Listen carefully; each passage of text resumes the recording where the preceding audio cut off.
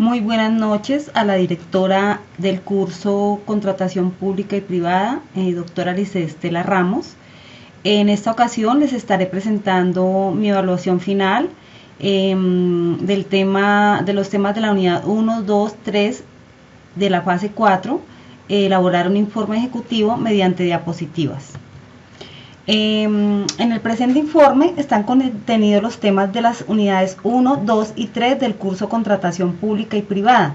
A continuación explicaré sus contenidos. En la unidad 1 están las nociones normativas de la contratación pública. Tenemos los contratos y la clasificación de los contratos.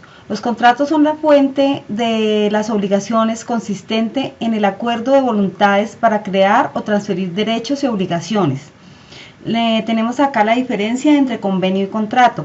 El convenio esos son acuerdos de voluntades para modificar y extinguir derechos y obligaciones, y los contratos son acuerdos de voluntades para crear y transferir derechos y obligaciones. Los contratos bilaterales son los acuerdos en los que las partes se obligan recíprocamente. Las dos tienen derechos, pero al mismo tiempo también tienen obligaciones. Los contratos unilaterales. En estos contratos solamente uno de los sujetos tiene obligación. Ejemplo, contrato de donación. El donante tiene obligación, pero el donatario, que es el que recibe, no tiene obligaciones. El comodatario o donatario es la persona que recibe el beneficio.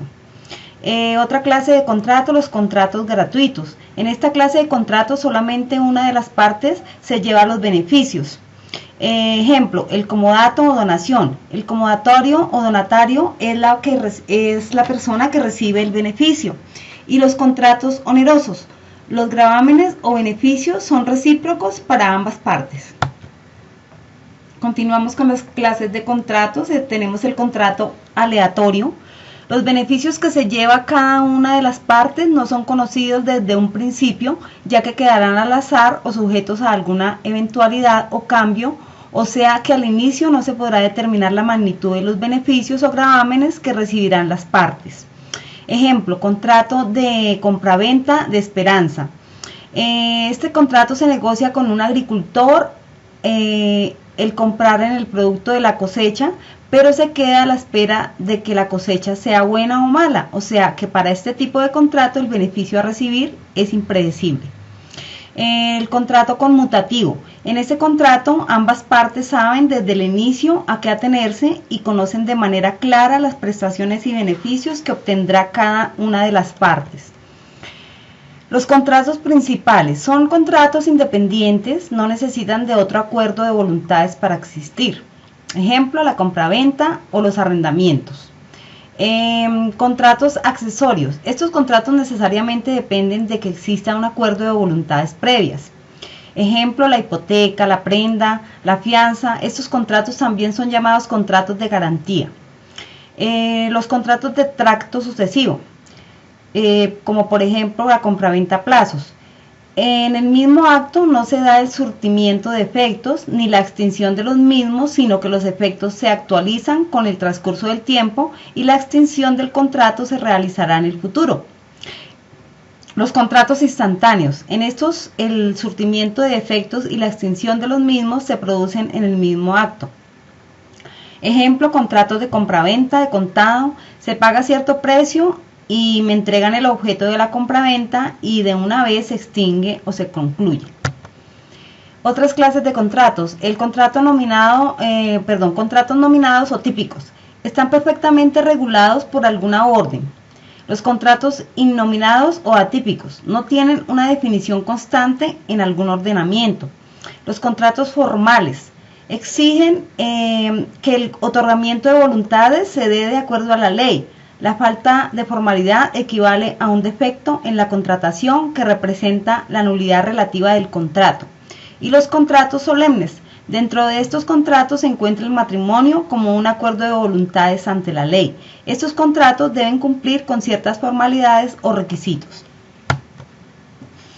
En la unidad 2 vimos el proceso de la gestión contractual.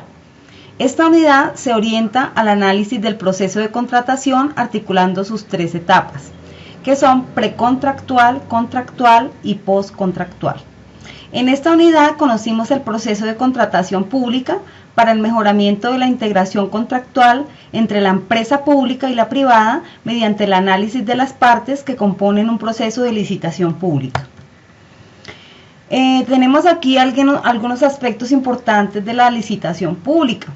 Para el caso de la licitación pública elegida, se desarrollan las tres fases del proceso de contratación: precontractual, contractual y postcontractual.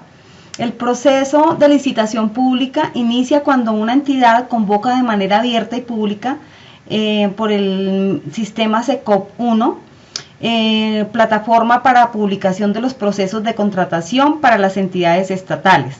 La contratación de obras, bienes y servicios con igualdad de oportunidades para luego seleccionar entre ellas la más favorable a sus intereses. Su duración es aproximadamente de 3 meses. La licitación pública comienza con la identificación de las necesidades para luego realizar la invitación pública de la oferta, de acuerdo con lo dispuesto en el pliego de condiciones, la evaluación y la selección de los contratistas hasta adquirir el bien o prestación del servicio requerido. La normatividad está basada en la Ley 80, por la cual se expide el Estatuto General de Contratación de la Administración Pública de octubre 28 de 1993. Las etapas precontractual, contractual y postcontractual de la licitación pública. Tenemos primero que todo la etapa precontractual. En esta etapa se enmarcan todas las gestiones y actividades necesarias para una adecuada planeación, identificación de necesidades, análisis y estudios previos necesarios. En esta etapa también se desarrollan todos los trámites administrativos. Para el caso de la licitación pública, esta etapa va hasta la publicación del acto de adjudicación. Tenemos ahora la etapa contractual. Esta etapa comprende desde la suscripción, perfeccionamiento, legalización, ejecución hasta la liquidación del contrato. Y por último tenemos la etapa postcontractual. Esta etapa conlleva a la terminación del contrato. Aquí se hará de mutuo acuerdo dentro de los términos fijados en los pliegos de condiciones y por medio de un acta de liquidación. Tenemos ahora la unidad 3, control y mejoramiento en la contratación. En esta unidad trataremos la identificación y análisis de los posibles riesgos, hallazgos de la licitación pública por medio de la auditoría y la normatividad. Se tendrá en cuenta la importancia del control de la contratación estatal en Colombia y la normatividad general aplicada. Además, se identificarán los riesgos de los procesos seleccionados con la contratación pública para fortalecer el mejoramiento continuo en los procesos contractuales. Estos riesgos se identificarán a través del mapa de riesgos. El propósito de la auditoría, ¿cuál es? Es vigilar y controlar de manera oportuna y efectiva los recursos públicos que están destinados al cumplimiento de los fines constitucionales y legales del Estado Social de Derecho. Por otra parte, también tiene como propósito adelantar controles de vigilancia de acuerdo a los establecidos en la Ley 850 del 2003 y en el artículo 78 de la Ley 1474 de 2011. La auditoría de la licitación pública elegida se realizó con la entidad contratante Instituto Nacional de Medicina Legal y Ciencias Forenses. El objetivo de la auditoría es verificar y evaluar que las actuaciones y procedimientos adelantados en la gestión contractual se desarrollen dando cumplimiento a la normatividad que regula la contratación estatal durante todas sus etapas, precontractual, contractual y postcontractual. Los procesos a auditar será gestión de adquisición de bienes y servicios para el caso del Instituto Nacional de Medicina Legal y Ciencias Forenses. Las áreas o dependencias a visitar sería la subdirección de contratación. El alcance de la auditoría: se realizará una verificación del cumplimiento de la normatividad en el acceso de licitación pública en sus 3 etapas, precontractual, contractual y postcontractual. Las técnicas a utilizar en la auditoría serán de forma escrita, verbal, física, ocular y documental. Los criterios de la auditoría se basan en la Ley 80 de 1993, por la cual se expide el Estatuto General de Contratación de la Administración Pública. La Ley 1150 del 2007, por medio de la cual se introducen medidas para la eficiencia y transferencia en la Ley 80 de 1993 y se dictan disposiciones generales sobre la contratación con recursos públicos. El decreto 1082 de 2015, por medio del cual se expide el decreto único reglamentario del sector administrativo de planeación nacional. Y el decreto 2474 de 2008, por el cual se reglamentan parcialmente la Ley 80 de 1993 y la Ley 1150 del 2007 sobre las modalidades de selección, publicidad, selección objetiva y se dictan otras disposiciones.